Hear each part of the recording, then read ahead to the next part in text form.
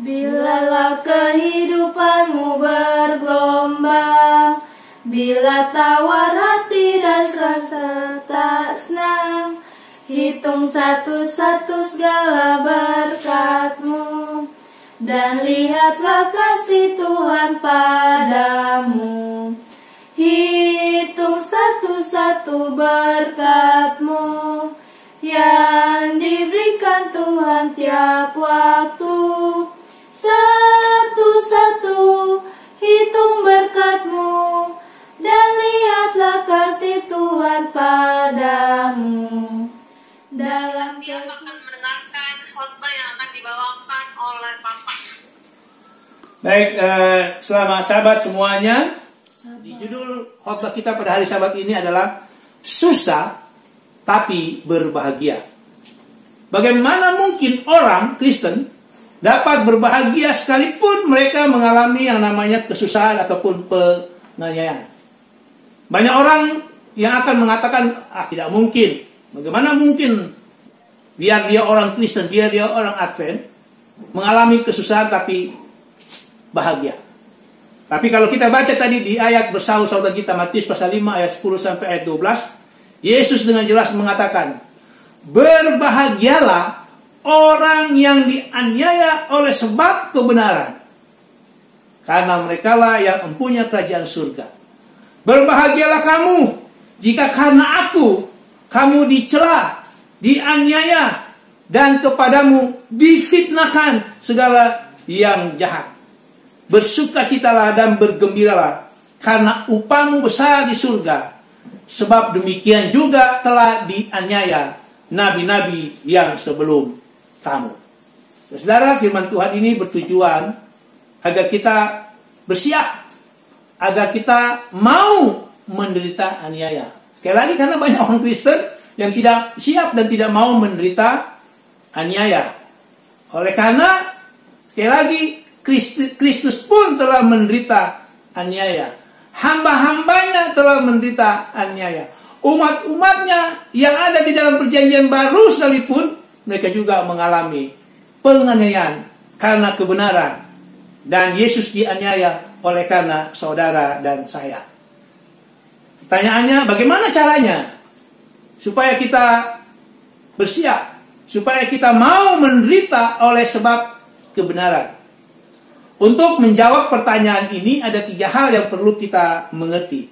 Yang pertama, apa artinya dianiaya oleh sebab kebenaran? Jadi ini aniaya yang berbeda dari pengertian umumnya kata dianiaya. Apa arti aniaya? Di dalam Matius pasal 5 tadi, ayat 10 dan ayat yang ke-11. Kata dianiaya dalam bahasa aslinya, bahasa Yunani itu disebut diok. Apa artinya? Artinya, para penganiaya akan membuat orang-orang yang dianiaya, dalam hal ini orang Kristen pada saat itu, menjadi apa? Mereka lari. Lalu para penganiaya ini akan mengusir. Oleh karena orang Kristen ini sudah lari, karena penganiayaan itu, mereka penganiaya ini akan mengejar orang-orang Kristen. Saudara, pada saat itu orang-orang Kristen mengalami penderitaan dan penganiayaan dari agen-agen setan. Siapa-siapa saja agen-agen setan pada saat itu di dalam perjanjian baru. Bisa di gereja, dalam hal ini adalah ahli Taurat, Farisi dan Saduki. Dari tetangga-tetangga mereka, dari masyarakat, bahkan dari keluarga. Mereka ini bisa menjadi agen-agen yang setan gunakan untuk menganiaya umat-umat Tuhan. Pertanyaan berikut, mengapa orang Kristen pada saat itu dianiaya? Tadi kita sudah baca di dalam ayat yang ke-11 dari Matius pasal 5, berbahagialah kamu jika karena aku kamu difitnah. Jadi, mengapa orang Kristen pada saat itu dianiaya? Oleh karena orang Kristen itu dituduh, orang Kristen difitnah. Pertama, orang Kristen dituduh, difitnah, orang Kristen itu adalah kanibal.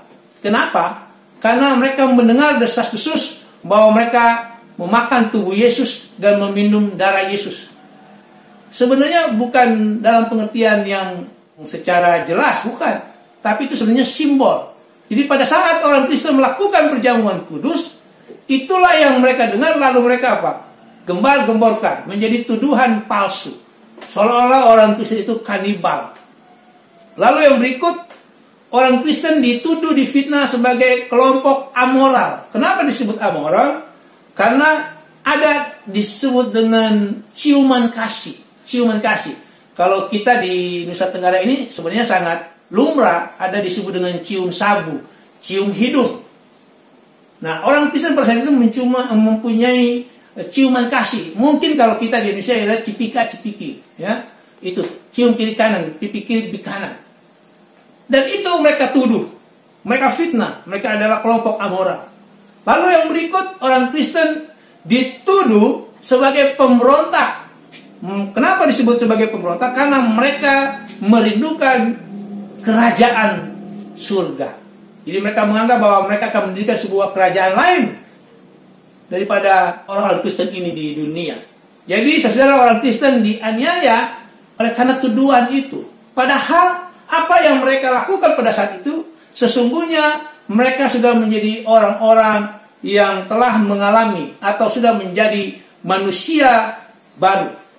Tabiat orang-orang Kristen itu sudah menyerupai tabiat Yesus. Harus mengasihi satu dengan yang lain. Mereka mengakui pengorbanan Yesus dan membutuhkan pertolongan Yesus melalui perjamuan kudus. Dan juga merindukan akan kerajaan surga itu. Jadi orang-orang Kristen pada saat itu sudah mengalami kebangunan rohani. Orang Kristen sudah mengalami yang namanya pembaharuan. Tapi semuanya itu diputar balikan. Mereka dituduh. Saudara, banyak juga yang mengatakan dengan adanya wabah corona ini, orang-orang akan menyalahkan orang Kristen. Ya, nanti orang Kristen juga akan menyalahkan orang Advent. Sehingga akhirnya mereka menghubungkan dengan yang namanya Sunday Law. Saudara yang kasih dalam Tuhan, setan sangat membenci orang-orang yang sudah mengalami kebangunan rohani. Setan sangat benci orang-orang yang sudah mengadakan pembaharuan. Oleh sebab itu setan melalui agen-agennya, mereka akan menganiaya, mereka akan mengusir, mereka akan mengejar, dan mereka akan apa? Membuat orang Kristen, orang-orang yang mengalami pembaharuan dan kebangunan rohani itu menjadi susah. Saudara, jangan takut dan jangan gentar akan penderitaan dan penganiayaan yang kita, orang Kristen, akan alami. Oleh karena Yesus memang sudah mengamalkan, Yesus sudah mengatakan, Yesus sudah menubuatkan.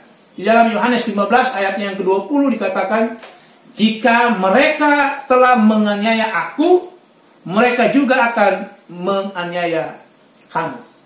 Begitu juga dengan dua hambanya, Rasul Paulus dan juga Rasul Petrus. Rasul Paulus di dalam 2 Timotius 3 ayat yang ke-12 mengatakan, memang setiap orang yang hidup beribadah di dalam Yesus, di dalam kebenaran, akan menderita aniaya. Lalu di dalam 1 Petrus 3 ayat yang ke-14, Rasul Paulus mengatakan bahwa sekalipun kamu harus menderita juga karena kebenaran, kamu akan berbahagia. Sebab itu janganlah kamu takuti apa yang mereka takuti, dan janganlah gentar. Jadi saudara, sekali lagi, penderitaan, penganiayaan memang sudah Tuhan nyatakan. Hamba-hambanya sudah nyatakan. Tapi Tuhan menginginkan kita supaya kita jangan apa? Takut dan gentar. Mengapa kita harus mau menderita aniaya oleh karena kebenaran? Mengapa kita harus menderita? Kenapa kita harus siap dan mau menderita aniaya? Yang pertama, karena penderitaan atau penganiayaan itu melayakkan kita menerima kerajaan Allah. Matius 5 ayat 10 tadi sudah dikatakan. Lalu di dalam 2 Timotius 1 ayat yang ke-5. Di dalam komentar Alkitab dari Gereja Masehi Advent hari ke-7, volume 5 ayat 328 dikatakan begini. Orang yang paling banyak menderita di dunia ialah orang yang lebih dapat menghargai bagaimana penderitaan Yesus demi mereka. Jadi kalau saudara dan saya menderita penganiayaan oleh karena kebenaran, maka kita dapat menghargai bagaimana penderitaan Yesus di kayu salib. Lalu kalimatnya selanjutnya mengatakan, orang itu katanya sepantasnya mereka menerima janji yang pasti daripada keanggotaan dalam kerajaan surga. Jadi, sekali lagi saudara, kalau kita mau bersiap dan mau menerima penganiayaan oleh karena kebenaran, maka penderitaan atau penganiayaan itu melayakkan kita untuk menerima kerajaan surga. Lalu yang kedua, penderitaan atau penganiayaan yang kita akan alami sebagai orang Kristen oleh karena kebenaran, itu merupakan kesempatan untuk menunjukkan kesetiaan kita kepada Tuhan kita Yesus Kristus. Jadi itulah kesempatan kita untuk menunjukkan kesetiaan kita. Karena kesetiaan ditunjukkan itu bukan hanya pada saat waktu kita senang, pada saat keadaan tenang-tenang saja. Tetapi kesetiaan itu juga harus ditunjukkan pada saat kita susah, pada saat kita mengalami penganiayaan. Lalu yang ketiga, penganiayaan atau penderitaan itu memberikan kesempatan kepada kita untuk lebih dekat kepada Yesus. Saudara bisa perhatikan sekarang, dengan keadaan kondisi sekarang ini, dengan adanya wabah corona, sudah banyak orang lebih dekat kepada Tuhan. Yang mudah-mudahan bukan cuma karena wabah ini aja orang lebih dekat kepada Tuhan. Ya, kalau di Alkitab di Daniel pasal 3 kita bisa lihat bagaimana Hanaya, Misaya dan Azaria, 3 sahabat daripada Daniel, mereka semua lebih dekat kepada Tuhan pada saat mengalami penganiayaan. Lalu yang keempat, penganiayaan ataupun penderitaan yang kita alami adalah kesempatan yang sangat berharga untuk bersaksi kepada orang banyak. Jadi justru di dalam kesusahan ini kita berbahagia karena disitulah kita mendapatkan kesempatan untuk bersaksi. Lukas 21 ayat 12 dan 13. Pertanyaan berikut, bagaimana caranya supaya kita bisa merasakan? Bagaimana kita bisa atau mau menderita oleh sebab kebenaran? Jawabannya hanya satu. Satu-satunya jawaban supaya kita bisa merasakan penganiayaan oleh karena kebenaran, yaitu kita harus hidup di dalam kebenaran itu sendiri. Kalau kita tidak hidup di dalam kebenaran itu sendiri, ya tidak mungkin kita mengalami penganiayaan atas kebenaran. Pertanyaannya, mengapa kita belum merasakan penganiayaan sekarang ini? Buku Kemenangan Akhir, halaman 50 mengatakan, sebab-sebab mengapa kita belum merasakan terjadinya penganiayaan sekarang ini. Yang pertama dikatakan, karena jemaat sudah menerima standar dunia, maka perlawanan tidak terjadi. Jadi sangat jelas, karena kita sudah menjadi sama, menerima standar dunia. Ya kalau sudah sama dengan dunia, kita tidak akan pernah merasakan penganiayaan oleh karena kebenaran. 2, karena roh suka kompromi dengan dosa. Jadi kenapa kita belum merasakan penganiayaan oleh karena kebenaran? Karena kita suka berkompromi dengan dosa. Kalau kita masih berkompromi dengan dosa, tidak mungkin kita bisa merasakan penganiayaan akan kebenaran. Lalu yang terakhir dikatakan, karena kebenaran Allah yang besar dianggap remeh. Saudara, kita orang Kristen, kita orang Advent, tapi kita sering meremehkan Alkitab. Kebenaran besar itu, hati-hati. Sehingga di dalam buku itu dikatakan, kekristenan tampaknya disenangi oleh dunia. Jadi kita belum bisa merasakan penganiayaan itu karena kita sudah serupa dengan dunia. Lalu dalam sebuah buku dalam bahasa Inggris, judulnya Go From the Mount of Blessing, halaman 29. Di situ dikatakan, apabila seseorang mengemukakan kasih Kristus dan keindahan kekudusan, maka orang itu akan menarik warga negara setan. Pada saat warga negara setan ini ditarik bertobat, maka raja kegelapan itu pun bangkit untuk melancarkan perlawanan dan penderitaan dan penganiayaan menanti orang-orang yang hidup dalam kebenaran. Artinya, raja kegelapan, iblis itu belum bangkit mengadakan penganiayaan karena orang Kristen, karena orang Advent belum menyatakan kasih Allah dan menyatakan kehidupan yang kudus.